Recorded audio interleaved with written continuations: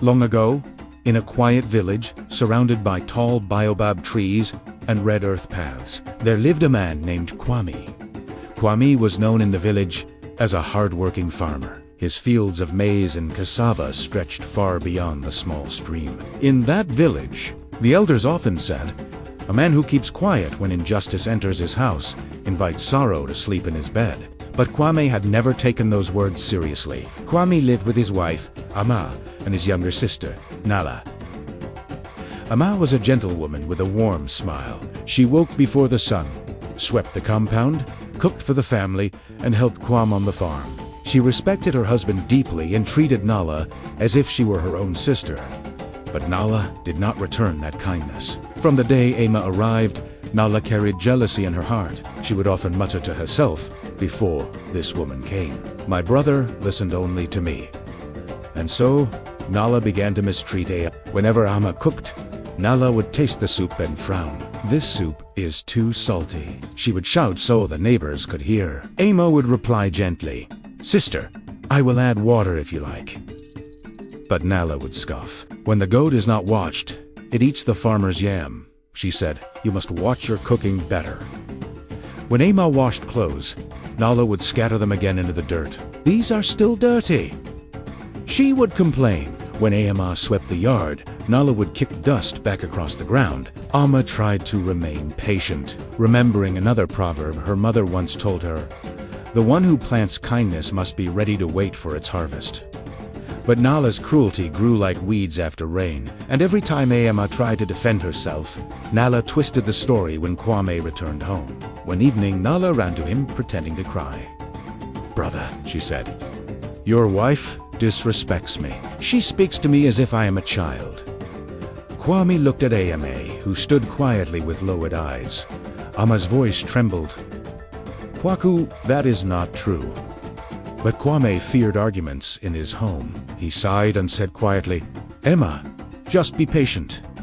Nala is young. Let peace remain in this house." Nala smiled, secretly.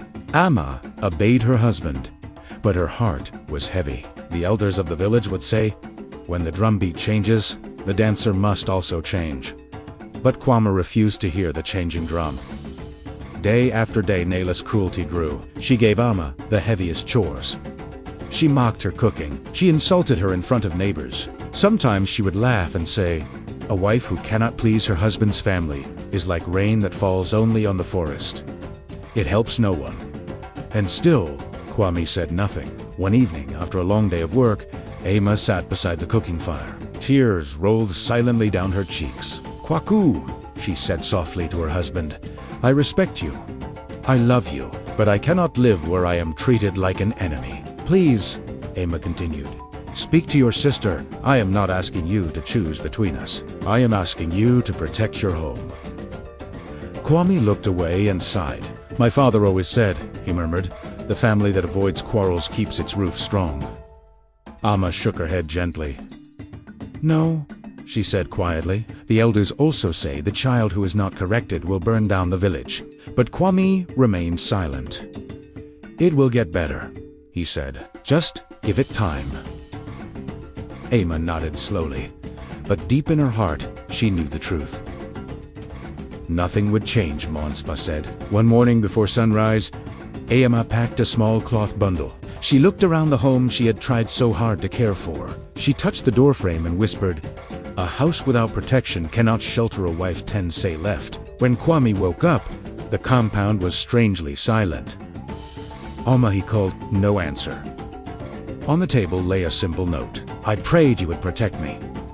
But silence can wound deeper than words. I must go where peace lives." Kwame searched the village, but Ami was gone. For many days he felt sadness, but Nala comforted him with sweet words. "Brother," she said, "do not worry. The river that leaves its source dries up quickly." She was not a good wife anyway. Kwame tried to believe her.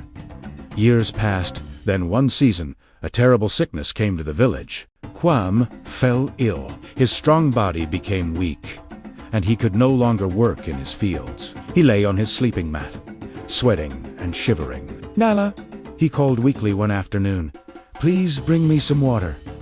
Nala frowned. Must I do everything for you? Say, snapped. You are not the only sick person in this world. Kwame was shocked. He had never heard such harshness from her before. Later, he asked for food. Nala brought a small bowl and dropped it beside him carelessly. If you cannot work, she muttered, you are becoming a burden. Kwam's heart sank like a stone in deep water.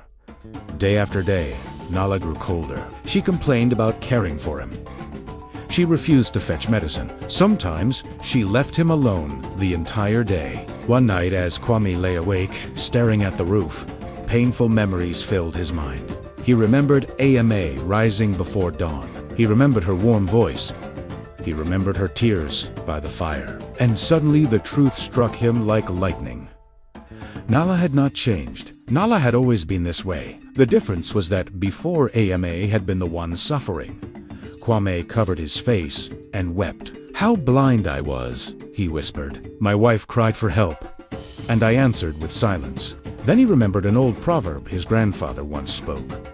The man who refuses to see the snake today will feel its bite tomorrow. Now the snake had bitten him. Days later, an old woman from the village came to check on him. She brought herbs and warm soup. As she helped him sit up, she shook her head. Kwame, she said, a house stands strong when the head of the house is just. Then she added another proverb. The husband is the wall of the home. When the wall is weak, the wind enters. Kwame nodded weakly. I know, he said with tears in his eyes. I learned too late.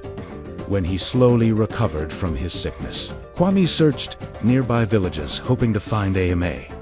But no one knew where she had gone. Some said she moved far away. Others said she started a new life where kindness lived. Kwame returned home, a changed man. He no longer trusted Nala's words, and he understood something the elders had always known.